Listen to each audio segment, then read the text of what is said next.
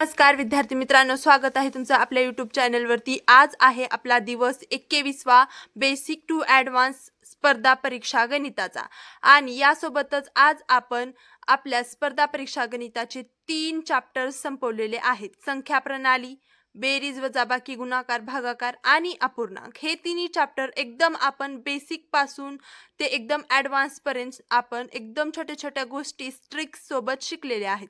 जर ते तुम्ही पाहिले नसतील तर या अगोदरच्या 20 व्हिडिओजमध्ये आपल्या चॅनलवरती एक प्लेलिस्ट आहे बेसिक टू ॲडव्हान्स स्पर्धा परीक्षा गणित म्हणून। त्यामध्ये सर्व हे 3 चॅप्टर आपले शिकून झालेले आहेत। तुम्ही नक्की बघा, त्याचा तुम्हाला नक्की फायदा होणार आहे।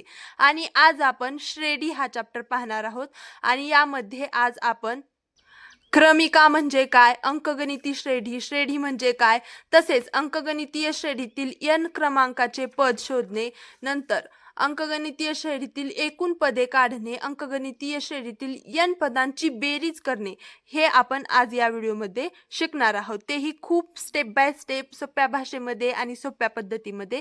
तर व्हिडिओ शेवटपर्यंत बघायचा आहे आणि आपल्या चॅनलवरती नवीन असाल तर आपल्या चॅनलला सबस्क्राइब करून बेल आयकॉन प्रेस करायचा आहे।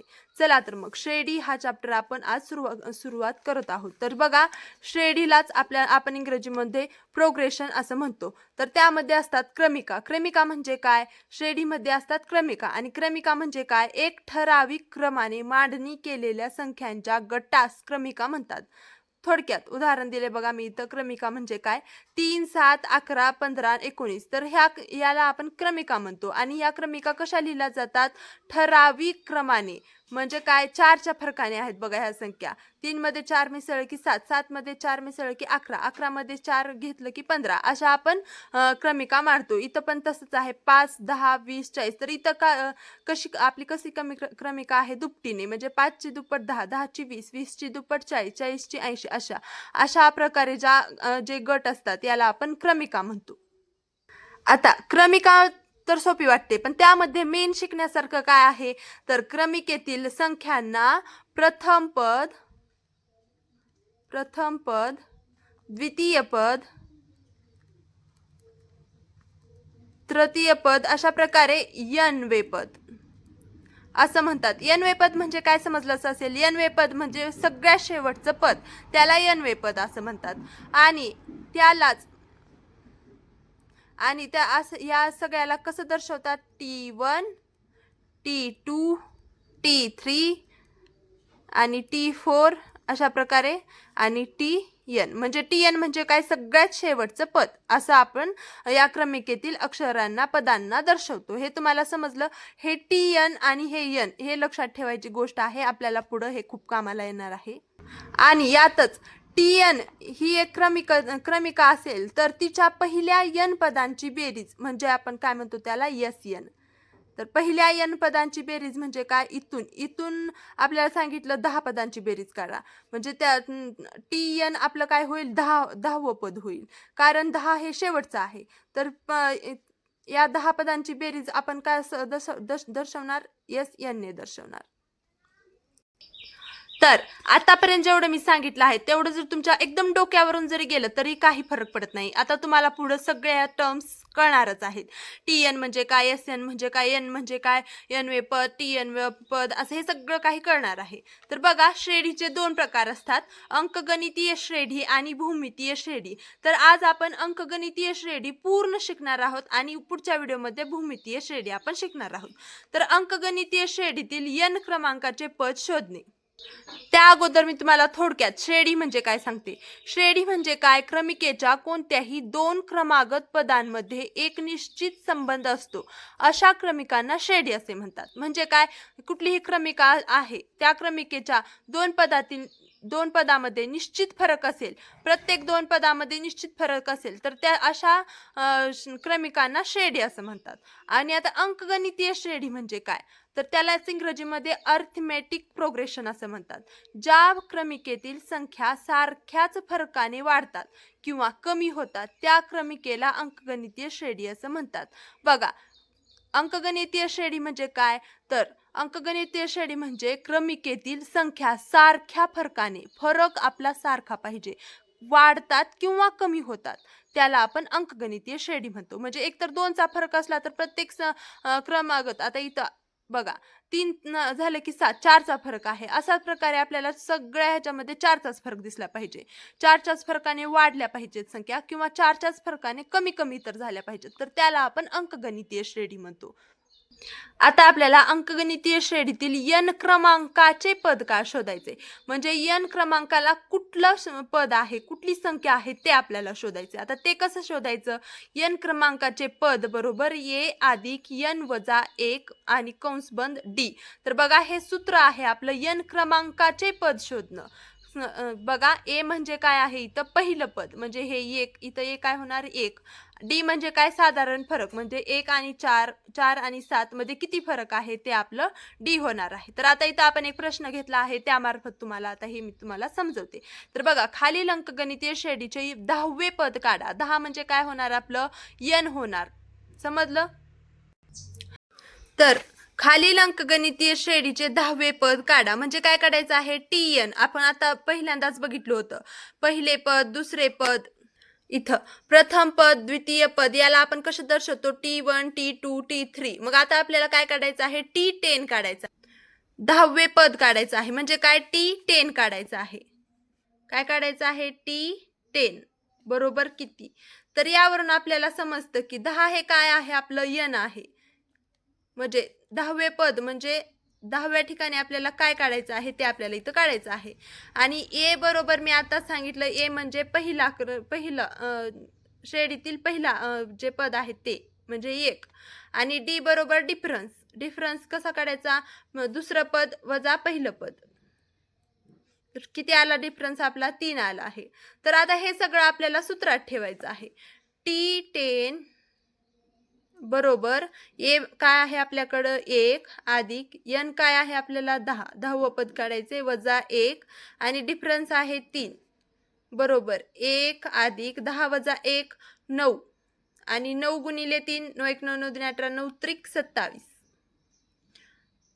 27 अधिक 1 28. तर t10 म्हणजे 10 ह्या क्रमिकामधलं 10वं पद काय असणार 28. म्हणजे इथं आपण काढत गेलो आणि 10व्यांदा काय येणार आहे 28 ही संख्या आपल्याला 10व्यांदा मिळणार आहे. तर हे होतं अंकगणितीय श्रेणीतील 10वे पद काढणं किंवा n वे पद काढणं. तर अशा प्रकारे आपल्याला त्या n वे पद म्हणजे 10वे 12वे 13वे कितवे पण पद काढायला सांगितलं तर त्या ठिकाणी काय अंक येईल ते काढता येतं. आता आपण n वे पद काढायला शिकलो. पण आता आपल्याला शिकायचं आहे अंकगणितीय श्रेणीतील एकूण पदे काढायची आहेत. तर एकूण किती पद आहेत त्या श्रेणीमध्ये हे काढायचं आहे आपल्याला. तर त्यासाठी सूत्र आहे tn बरोबर a अधिक n वजा 1 आणि d. तर tn बरोबर शेवटचे पद. इथं बघा tn बरोबर काय आहे तर शेवटचं पद आहे. म्हणजे शेवटी कोणतं पद आहे ते आपल्याला माहिती नाही म्हणून आपण त्याला tn म्हणायचं. n म्हणजे काय आपल्याला ते शेवटी आपल्याला कितवं पद आहे ते माहिती नाही. a बरोबर पहिलं पद.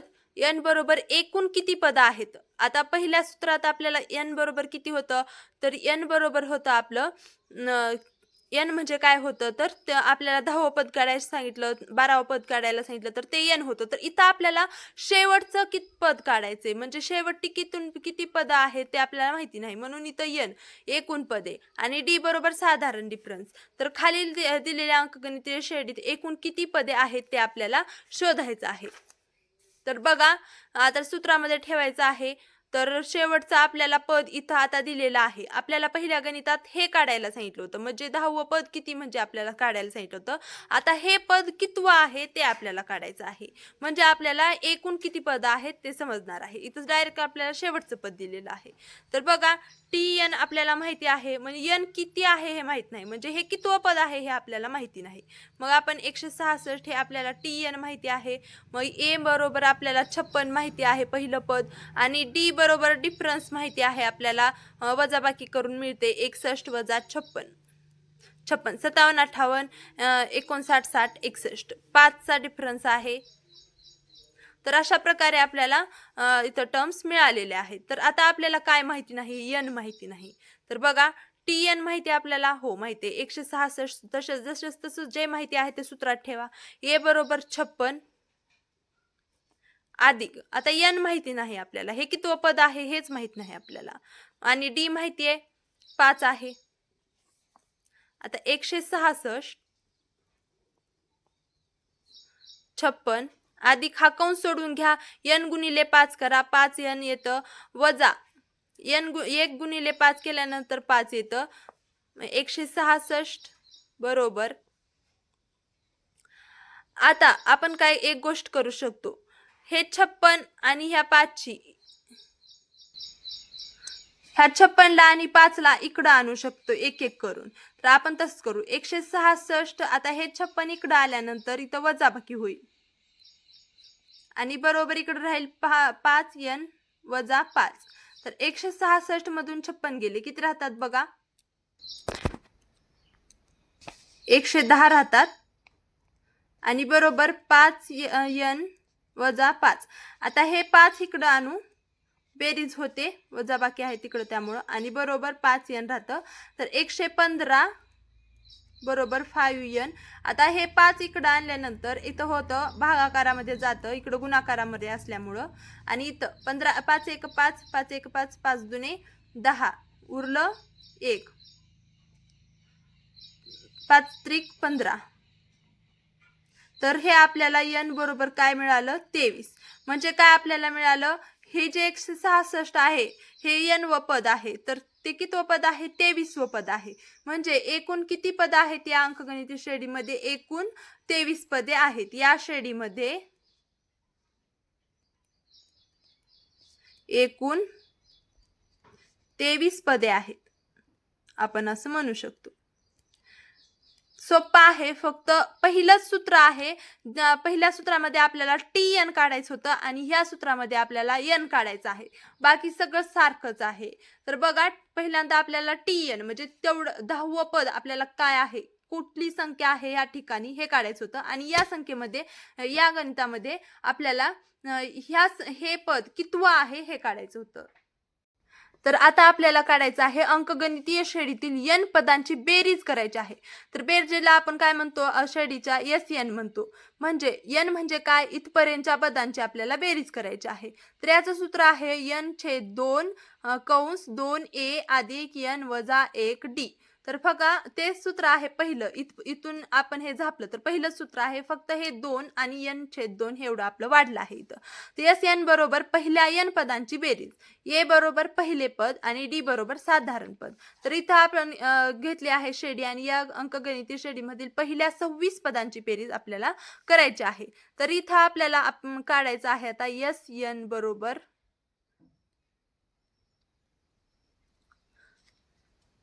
अगोदर तर आपण सूत्र लिहून घेऊ, n/2 2a अधिक n वजा 1 गुणिले d, हे आपलं सूत्र आहे. तर आता आपण काढूया. ये आपल्याला माहिती आहे, पहिला पद 9, डी माहिती आहे, दुसरं पद वजा पहिलं पद, 9 12 मधून 9 गेले, 3 राहिले, n माहिती आहे 26. कारण 26 पहिल्या 26 पदांची बेरीज म्हणजे आपल्या 26व्या पदापर्यंत जायचं आपल्याला, म्हणजे n बरोबर आपलं काय आहे 26. तर बघा, आता S26 काढायचं आहे आपल्याला, 26 पदांची आपल्या पहिल्या बेरीज करायची आहे. तर n आपलं काय आहे 26. नेहमी लक्षात ठेवा, n म्हणजे काय असणार, कधी पण n म्हणजे असणार आपल्याला त्या नंबरचं पद, त्या नंबरच्या पदापर्यंत आपल्याला जायचं आहे, ज्या नंबरचं पद काढायचं आहे ते त्याला आपण n म्हणतो. मग इथं आपलं 26/2 आहे, कंस आहे 2 गुणिले 9, हे आपलं काय आहे 9, अधिक कंस n आपलं काय आहे 26, 26 वजा 1, आणि डी काय भेटलेला आहे आपल्याला, डी 3 कंस बंद. तर बघा, भागाकार केल्यानंतर बे 1 बे 2 4 बे 6 13, 9 गुणिले 2 9 1 9 9 2 18 अधिक कंस सोडवूया, 26 वजा 1 25, आणि 25 गुणिले 3 25 त्रिक 75 बरोबर 13 75 अधिक 18 93, 75 अधिक 18 93. आता इथं कंस आहे दोघांच्या मधात, म्हणजे काय आहे, या दोघांमध्ये गुणाकार आहे. 13 गुणिले 93 करायचं आहे. 3 त्रिक 9, 1 9 2 8 9 त्रिक 27,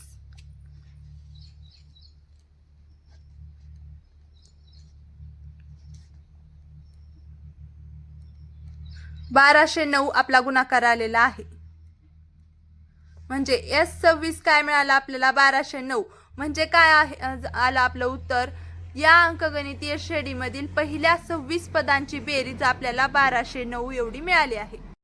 तर अशा प्रकारे आपण पूर्ण अंकगणितीय श्रेणी समजून घेतलेली आहे. त्यातील 3 मेन सूत्र पाहिलेली आहेत आणि पुढच्या व्हिडिओमध्ये आपण भूमितीय श्रेणी शिकणार आहोत. तर तो व्हिडिओ पाहण्यासाठी आपल्या चॅनलला सबस्क्राईब करून ठेवा, म्हणजे माझी इथून पुढची सर्व व्हिडिओ तुमच्यापर्यंत पोहोचतील. आणि हा व्हिडिओ आवडला असेल तर या व्हिडिओला लाईक, शेअर, सबस्क्राईब नक्की करा. भेटूया पुढच्या व्हिडिओमध्ये. धन्यवाद.